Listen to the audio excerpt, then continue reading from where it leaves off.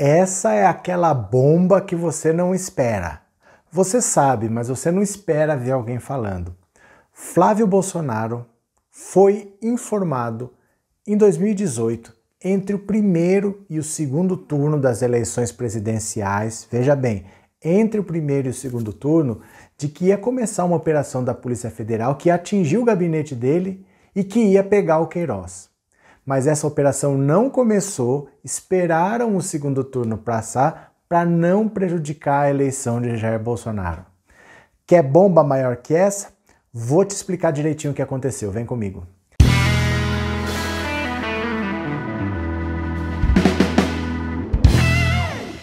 Olá meus amigos, tudo bem com vocês? Que bom que vocês votaram. Se é a sua primeira vez, seja muito bem-vindo, muito bem-vinda. Meu nome é Roberto Cardoso. Nós estamos aqui todos os dias, tá? Você pode vir sexta, sábado, domingo, feriado, quando você quiser, que tem vídeo novo. Todas as noites tem uma live às 19 horas. Venha para participar que você vai gostar. E se você quiser se inscrever no canal, você vai ajudar demais a gente, tá? Dá um cliquezinho, é rápido, dá um clique, se inscreve no canal para acompanhar tudo o que está acontecendo no Brasil e no mundo, tá bom? Olha, vamos começar com calma. Essa entrevista que saiu hoje, uma entrevista bomba, tá na Folha de São Paulo de hoje, domingo, 17 de maio. E quem deu essa entrevista foi o Paulo Marinho. Quem é Paulo Marinho? Paulo Marinho trabalhou na campanha de Jair Bolsonaro.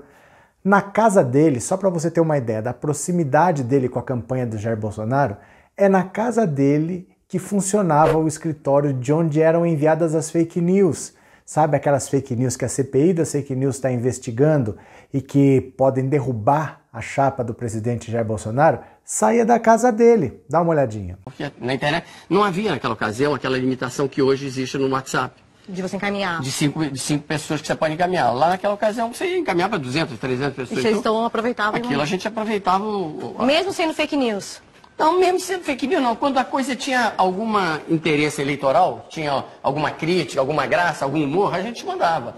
Fake news também a gente mandava, porque, enfim, como chegava, a gente saía. Ele mesmo confessa que as fake news saíam de lá, de dentro da casa dele. Então ele tinha muito contato com o Jair Bolsonaro e agora ele deu uma entrevista bomba. E vem num momento interessante, porque assim, ele vai ser candidato a prefeito do Rio de Janeiro. Só que ele perdeu um pouco o contato com o Jair Bolsonaro, depois da eleição eles não se falaram mais, e ele acabou entrando no PSDB. PSDB do João Dória. E agora, nesse momento, nesse turbilhão, ele resolveu contar uma coisa que ninguém esperava. Olha só. Ele disse que naquela época da eleição, eles estavam entre o primeiro e o segundo turno. Foi no dia 15 de outubro, para ser mais exato. Flávio Bolsonaro recebeu um telefonema. Estavam em Brasília, receberam um telefonema da Polícia Federal do Rio de Janeiro, dizendo que queriam conversar com ele. Aí o Flávio Bolsonaro mandou um advogado, foi junto lá na Polícia Federal no Rio de Janeiro, e o delegado disse para eles exatamente o seguinte: vai ser deflagrada a Operação Furna da Onça. Essa operação vai atacar gabinetes da Assembleia Legislativa do Rio de Janeiro. O Flávio Bolsonaro até então era deputado estadual pelo Rio de Janeiro. E, no caso específico do Flávio Bolsonaro, iam focar no Queiroz. Iam para cima do Queiroz porque sabiam quem ele era. E o delegado falou assim para ele: eu estou segurando essa investigação, veja, isso era o dia 15 de outubro, estava entre o primeiro e o segundo turno. Eu vou segurar essa operação para não prejudicar. Eu sou simpatizante do seu pai, eu quero que ele vença, e eu não quero que isso venha atrapalhar a campanha, porque eu sei das consequências que podem ter. Então eu vou segurar essa operação. Aí não se falou mais nada disso. Veio a eleição no dia 28 de outubro. Jair Bolsonaro venceu, 28 de outubro, o segundo turno. Dia 8 de novembro começou a Operação Furna da Onça, como tinha que começar. Foram para cima dos gabinetes da Assembleia e aí apareceu o caso Queiroz.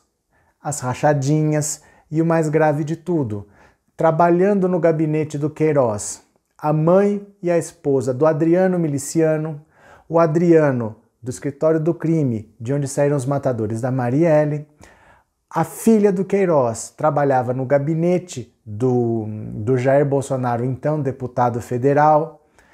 Você vê a consequência disso tudo?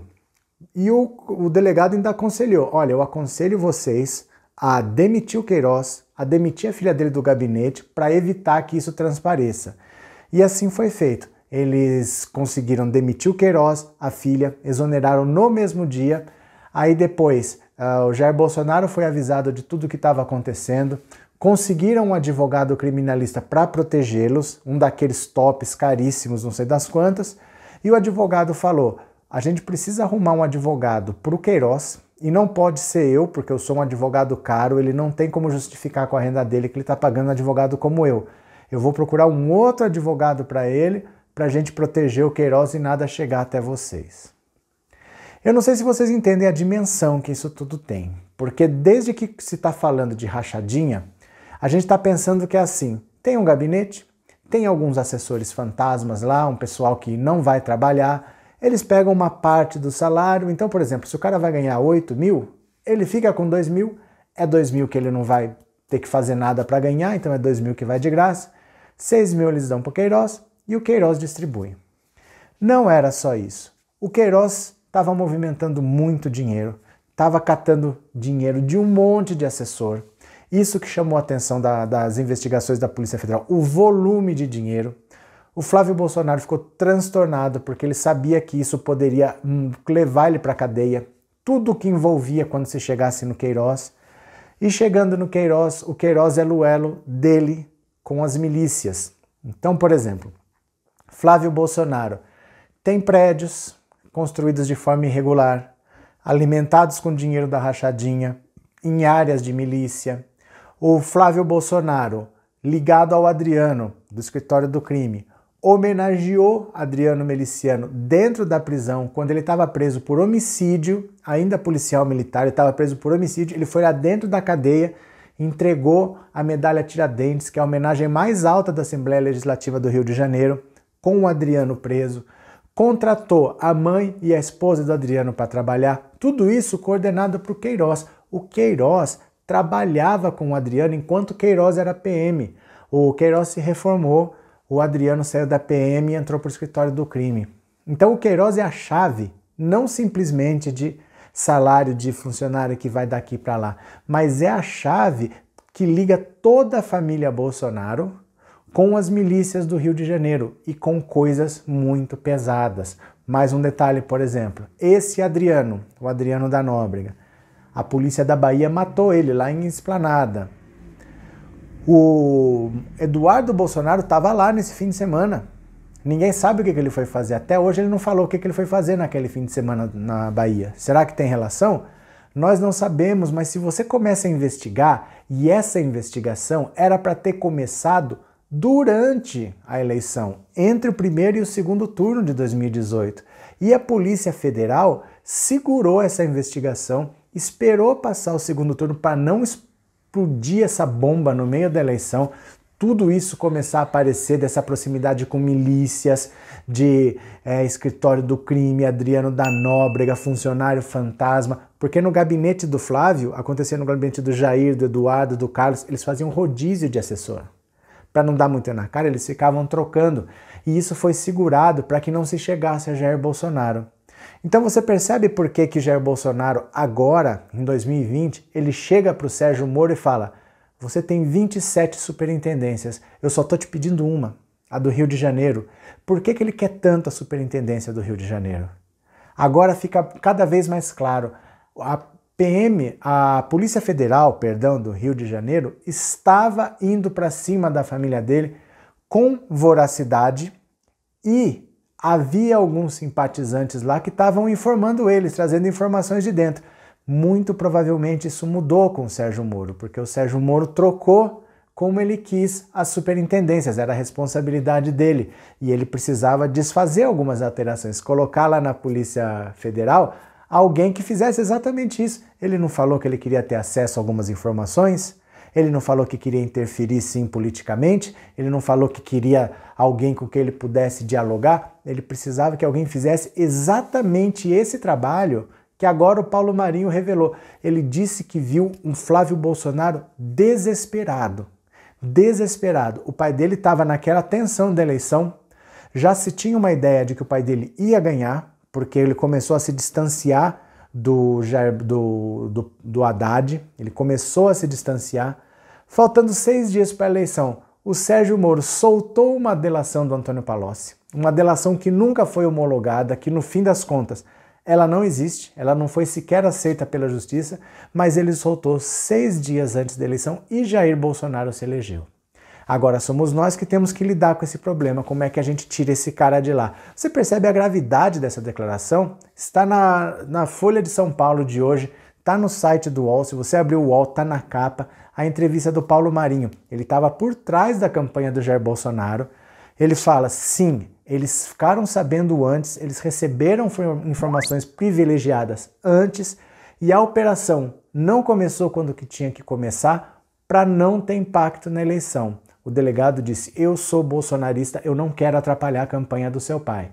Então, a partir de agora, está ficando cada vez mais claro tudo o que aconteceu, todas as denúncias que o Sérgio Moro fez, está começando a ficar cada vez mais evidente e vai ficando complicada a situação de Jair Bolsonaro. Ele está mandando um ministro embora, um atrás do outro. Ele já trocou 2 ministros da saúde em um mês, no meio de uma pandemia. Ele está tentando comprar o apoio do Centrão, mas o Centrão está olhando falando, esse barco está afundando.